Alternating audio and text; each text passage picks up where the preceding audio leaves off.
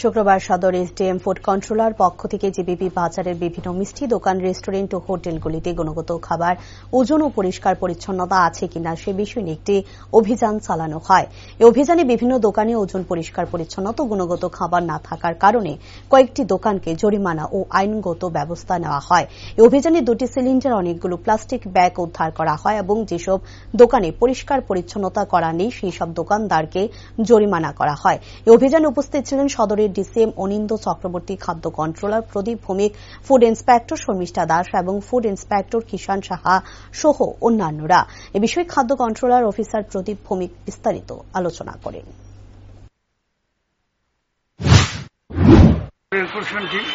বিভিন্ন দিনে আমরা অভিযান করি, তারই অঙ্গ হিসেবে আজকে আমরা জিবি বাজারে করেছি।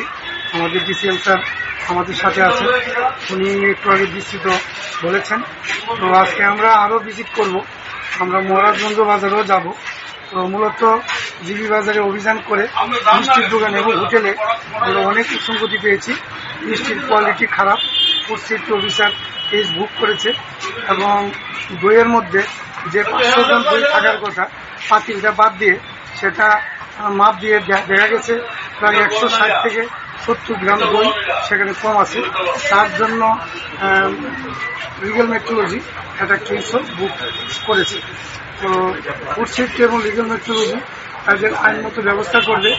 আমাদের সদর মহকুমা প্রশাসনও আমরা খাদ্য সুরক্ষা আইন মোতাবেক আমরা প্রয়োজনীয় ব্যবস্থা নেব। এইভাবে আমরা প্রতিদিনই করছি, আগামী দিনও করব। নমস্কার। তাছাড়া আমরা 2টি দোকান থেকে 2টা ডোমেস্টিক যে সিলিন্ডার তারা ব্যবসায় ব্যবহার করার অপরাধে আমরা আজকে সিজ করছি। তাদের বিরুদ্ধে কি কোনো আইনগত ব্যবস্থা হবে না হবে? অবশ্যই আমাদের যে খাদ্য সুরক্ষা আইন, এই আইন মোতাবেক প্রয়োজনীয় ব্যবস্থা হবে। আজকে বিশেষত কোথায় এটা অভিযানটা হয়েছে? আজকে সেটা আসলে আমাদের মাননীয় খাদ্য অধিকর্তার নির্দেশে এবং সদর মহকুমা প্রশাসনের নির্দেশে জিবি বাজারে আজকে এই অভিযান চলছে।